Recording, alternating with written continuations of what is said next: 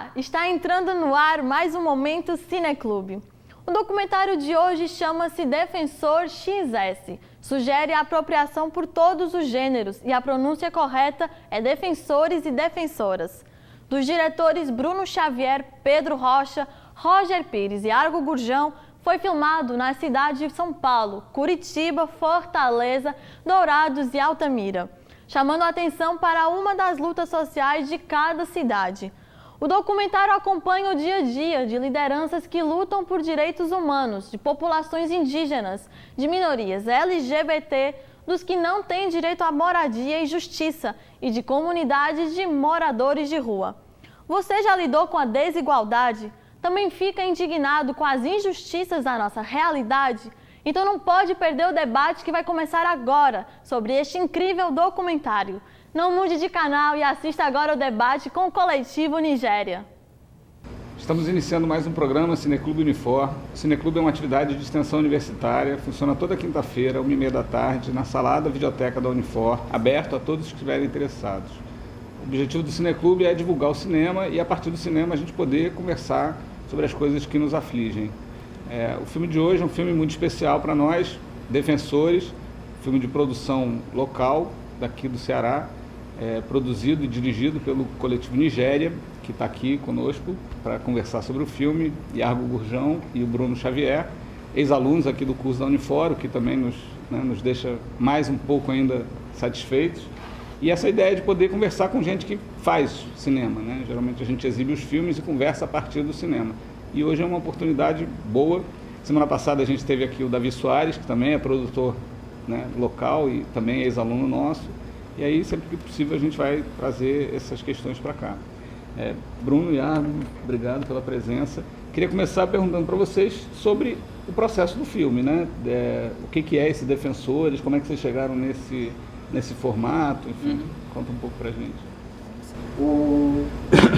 Na realidade, esse filme ele vem de uma ideia que vem anterior, né, a uma campanha, a campanha Somos Todos Defensores, que é uma campanha alavancada por algumas instituições de defesa de direitos humanos no Brasil e que aborda, claro, publicizar essa questão dos defensores de direitos humanos no Brasil, né?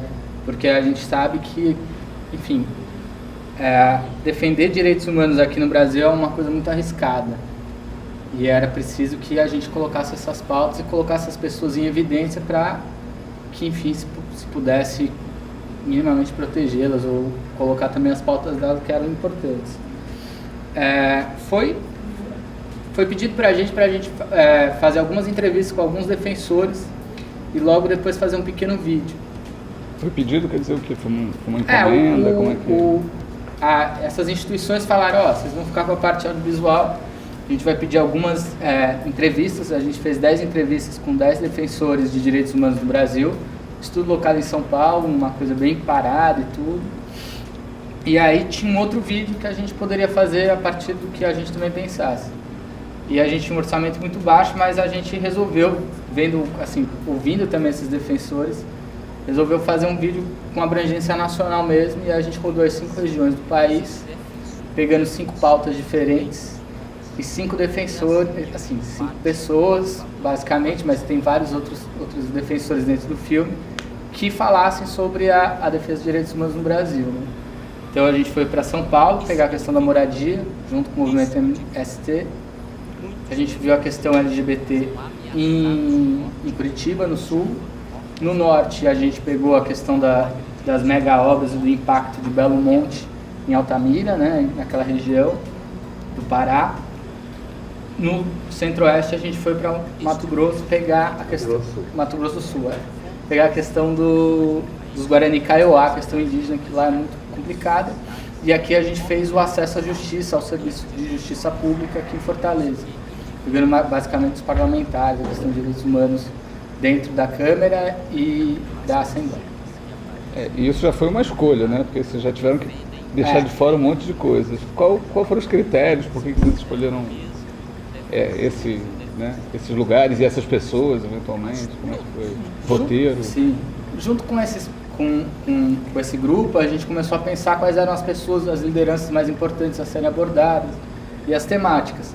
Uma coisa assim que é bom ressaltar, porque por mais que você aborde uma temática dentro de uma região, várias outras regiões e várias outras temáticas são automaticamente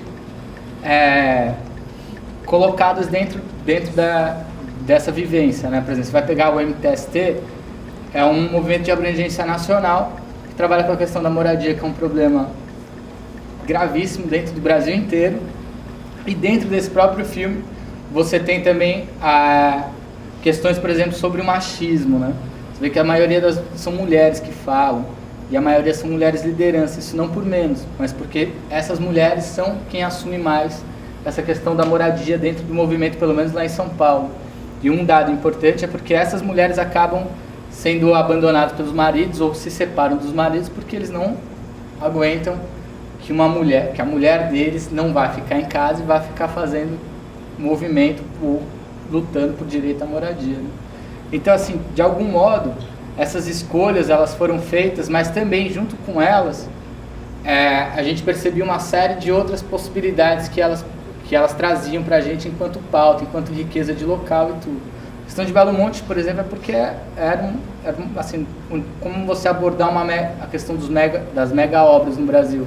Belo Monte é o maior empreendimento do Brasil, na história do Brasil inteiro. Então, assim, não tinha como fugir de lá e assim, o que acarreta aquilo é muito mais do que só simplesmente uma mega obra dentro de um espaço que era habitado por indígenas e por ribeirinhos, né? Muito mais que isso, uma questão ambiental, uma questão social, uma série de outras questões que entram dentro dessa pauta, né? Até foi uma questão estratégica, porque todas as pautas abordadas em cada região, essas pautas estão em todas as regiões. A questão de mega obras aqui também, teve a questão das obras de mobilidade para a Copa do Mundo, né?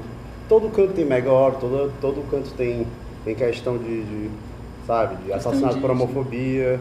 Aqui no Brasil a questão indígena também tem praticamente todos os lugares, né? Só que aí foi uma estratégia para a gente conseguir contemplar todas as regiões, né? Foi algo mais para fazer algo de âmbito nacional e a partir disso falar dessas pautas, que aí eram recortes mesmo, porque a linguagem do filme é uma linguagem limitada, né? Só tem uma hora, o cara tinha só 1h30, que a gente também não queria prolongar mais que isso, né?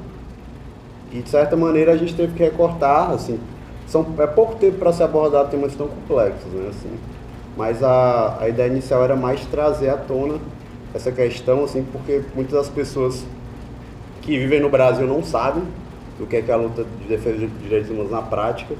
Algumas se perdem muito na questão desse debate que acontece também muito hoje na internet, no jornalismo policial, que é esse estigma em relação a direitos humanos, as pessoas não saberem o que é a luta de direitos humanos e acharem que é para defender bandido, né? Tem essa visão bem superficial, né? Que é alimentada justamente pelo jornalismo policial, tá? Por uma falta de abordagem, uma falta de conhecimento e esclarecimento, sabe?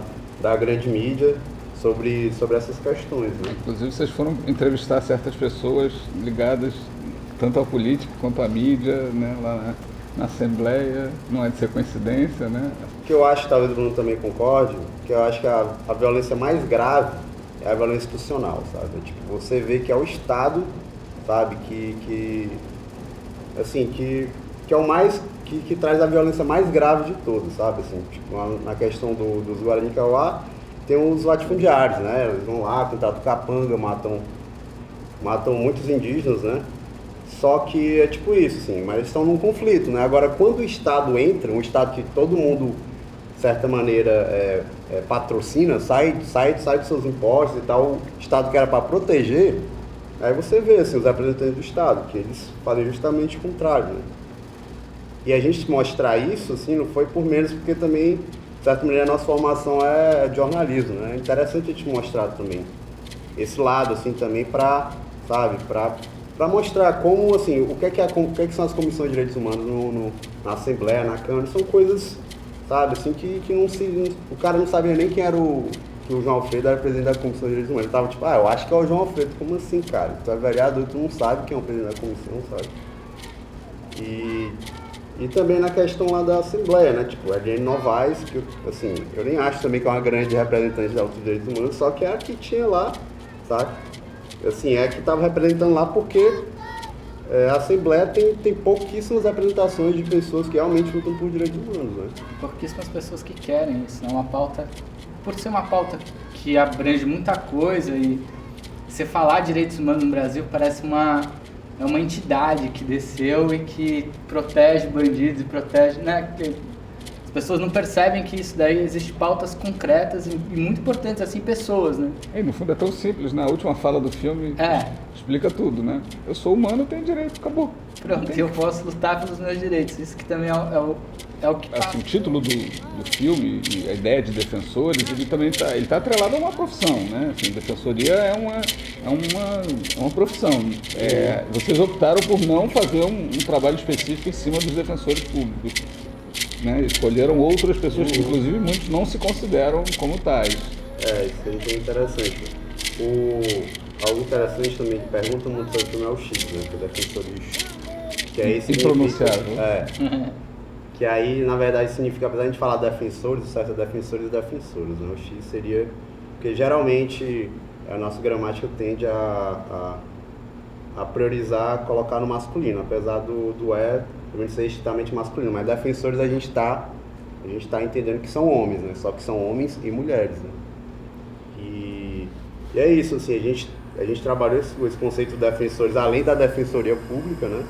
De certa maneira, assim, até existe um trabalho muito interessante da defensoria pública, mas no caso aí a questão judiciária ficou mais representada pelos advogados populares, né? Que eles também têm um trabalho muito árduo, um trabalho muito difícil. E assim, por vias da sorte do destino, a gente pegou um dia que eles conseguiram ter sorte e conseguiram esse processo aí da morte do trabalhador Vanderlei estava se arrastando há muito tempo. 10 anos. E o caso dos indígenas, eu acho que talvez seja o mais absurdo de todos, né? mais Porque eram os caras que estavam aqui antes da gente. É inegociável, a terra é deles. Acabou. Né? Isso vai também muito a questão assim, da violência no campo, sabe? No Brasil, existe um dado, eu não tenho como dizer certeza, mas com certeza o Brasil é um dos países que mais morre ativista, principalmente no campo, né? Do mundo, né, cara? E é isso, assim, é um faroeste, cara, sabe? Tipo, os caras matam lá, os caras andam armados, os caras fazem emboscada, tipo, de boa, sabe? Aqui na cidade, isso talvez, assim, tem coisas que deveriam virar pauta, mas não viram na cidade, tipo, a questão dos despejos, né? Mas, tipo assim, quando rola morte, aqui, de certa maneira, isso fica evidenciado, mas no campo não, sabe? No campo, tipo, tinha um dado que era cada 12 dias morria um indígena Guarani-Kaiowá assassinado. É um negócio, sabe? Isso é tipo uma guerra mesmo, é uma guerra, sabe? E você vai para o Paraguai, a gente teve a oportunidade de ver os mapas, você vai para o Paraguai e aí você vê um mapa, né, satélite de terra indígena e de terra de fazendeiro. É loteado. Quando você vai para o Brasil, eles estão em nichos pequeníssimos, com uma quantidade absurda de pessoas vivendo muito apertado, com uma quantidade de terra muito alta. E é o que eles falam, né? Assim, eles falam que não tem, assim, a ideia deles nunca foi de guerrear, foi sempre de fugir. Foram sempre essa cultura deles, assim, se entra eu vou fugir, vou para outra terra, tem um monte de terra aqui mesmo. Agora não tem mais, né? Eu não tenho mais para onde ir, então vou ter que ficar aqui até morrer. Não vai quem deu a terra para os latifundiários? E como é que foi para vocês entrar no meio dessa guerra? Filmar? Vocês tiveram algum tipo de problema? Ou ninguém ficou sabendo? Vocês não têm ideia dessa repercussão? Eu acho que lá Ou em geral, né? Porque o filme é... Os Guarani-Kaiowá já são assim, bastante assistidos, né? De certa maneira, muitas pessoas já foram lá. Mas isso não tira o perigo que é andar lá pela região, né? No tempo que a gente estava lá, foi um indígena assassinado, né? E aí a gente estava acompanhando todo esse processo, né? Tipo, era uma retomada, ela vivia numa retomada, assim, ela via lá, mas eu acho que ela não estava naquele momento, né? E aí, enquanto a gente estava lá, a gente estava acompanhando a Valdelice, que é a que tem uns depoimentos mais fortes do filme, que ela fala, vocês estão bebendo sangue com leite de Kaiowá e tal. A gente andou constantemente com ela, e ela falava, ó, se por acaso a gente está aqui andando, a gente andava de carro por ela, assim, a gente alugou um carro e saiu na doida mesmo, tá ligado? Tipo, a gente passou na fronteira do Paraguai sem saber quem estava fazendo isso, voltou, sabe? E aí ela falava, ó, se por acaso tiver uma emboscada aqui, porque tem os capangas dos caras, né? Tinha acabado de morrer um indígena e o pessoal, eles estavam noiados, assim, de achar que estavam sendo perseguidos e tal, que realmente acontece, né? Ele falou, ó, se tiver emboscada aqui, vocês dizem que vocês são filhos de fazendeiros e que essa bugre aqui, no caso dela, né? O bugre é o termo pejorativo que eles chamam indígena, né? É tipo funcionário de vocês e tal. Aí a gente ficou tenso, né, assim, porque tipo, a gente sentia um pouco isso, mas ela falava com a naturalidade tão, sabe, tão, negócio tão louco assim, sabe, pra gente foi natural porque a gente tá aqui na nossa casa, a gente tá lá, sabe, por mais que a gente reclame a violência de Fortaleza, é totalmente diferente, sabe, a gente vai voltar pra casa, vai dormir lá, a gente não tem isso, é tipo, é uma zona de conflito eterno, sabe, assim. E apesar de a gente ter ficado pouco tempo, deu pra sentir isso, mas assim, a gente não correu, acredito que a gente não correu risco de vida de verdade, né? Porque, enfim, a gente era de fora, né? Enfim, mas com certeza poderiam acontecer algumas questões de a gente ser abordado, perguntarem quem a gente é e tal. Agora, se a gente estivesse lá, por exemplo, nesse momento que agora está acontecendo a retomada, inclusive o indígena morreu, assassinado, sabe? Assim, mas morreu por uma questão mesmo de... Foi na hora do conflito lá que eu tava entendendo, né? Porque tava retomado e os caras lá estavam armados, atirando e acertaram o índio. Se a gente tivesse por acaso lá gravando, assim, e algumas vezes bate a doida, a gente tem vontade de gravar essas coisas, a gente se mete nisso, né?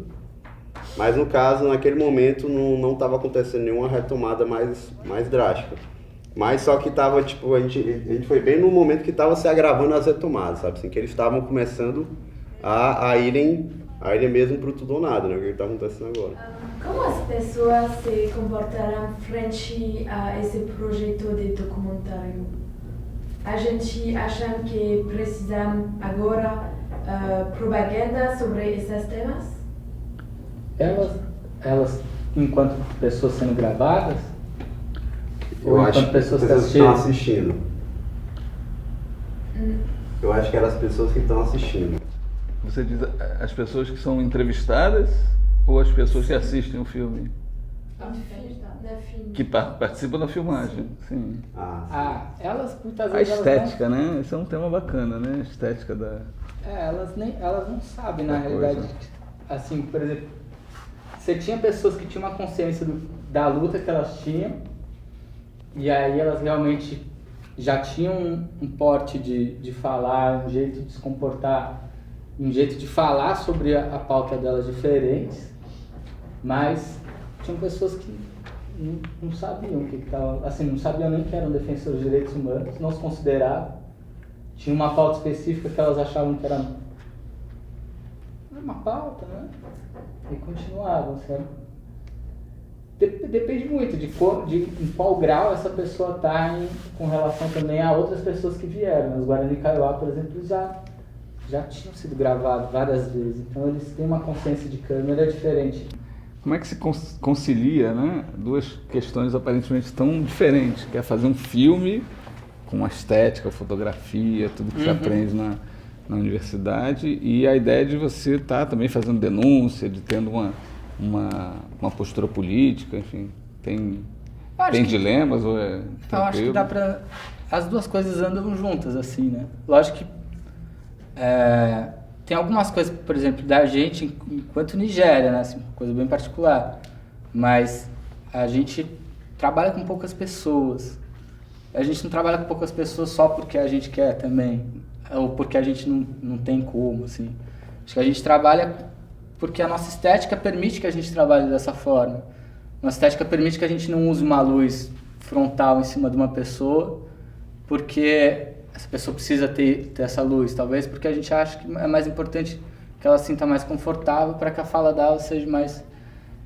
Você vai tendo que caminhar com isso, assim, né? E de algum modo, você vai achando, assim, no percurso que a gente já tem de gravar, de fazer filme, a gente foi achando a nossa forma estética de pensar o que a gente pode fazer. A gente acabou de fazer um filme só com bicicleta.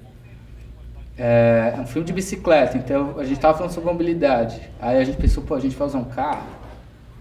Não, né? Vamos usar a bicicleta. E a gente faz um filme de bicicleta. Então, se fazer um filme de bicicleta, você vai te exigir um recurso estético, outras formas de você pensar esteticamente o que você quer falar. Só que eu acho que assim, isso tem que funcionar junto, não é possível que a estética e a política não possam funcionar junto, porque senão a gente está ferrado, né? Eu sei que é uma pergunta difícil para fazer para realizadores, mas vocês ficaram satisfeitos com o resultado final? Deu para... Olhando assim, assistindo agora o filme, você... O feedback a gente teve, mas durante o processo do filme a gente quebrou muita cabeça e achou que não ia ficar legal. Mas quando a gente, assim... É muito ousado, na verdade, né? A proposta é bem abrangente, né? Pois é, mas quando a gente viu... Assim, a questão da longa-metragem é isso, que é um filme grande, algumas vezes pode parecer chato, né? Porque, tipo, é muito grande e tal, tipo, 1h30, você fica parado só recebendo informação. São vários assuntos, né? São vários assuntos, muitos assuntos, assim... Muitos assuntos, algumas pessoas podem não ter empatia, né? Mas quando a gente viu a exibição lá no Dragão do Mar, com telão, com somzão, assim, eu senti ali, eu sei se tu também sentiu, mas eu senti ali que o filme realmente tinha força. Mais do que a gente pensava. E aí penso eu, não por causa da gente, mas por conta das histórias, sabe? Porque as histórias, elas são histórias muito densas, sabe? São assim, é uma coisa muito, muito forte você ouvir um depoimento da Valderice, um depoimento de um Hélio da vida, sabe? É muito forte isso pra gente que tá acostumado a vivenciar essa vida cotidiana aqui, sabe? Quando a gente fala de violência, tipo a violência do cara que assaltou a gente, não é aquela violência do Estado que te expulsa de casa, destrói tudo e tira o sentido da tua vida, sabe? Obrigado, Iago. Obrigado, Bruno. Valeu, Márcio. Obrigado, gente. Valeu, obrigado. Pessoal. E vamos ficando por aqui. Espero que tenham gostado do debate e assistam de novo ao documentário. A mudança tem que partir de algum ponto, não é? Se quiserem participar do nosso programa, as gravações acontecem todas as quintas-feiras na sala A da Videoteca da Unifor a partir de 1h30 da tarde. A gente se encontra na próxima sessão. Até mais!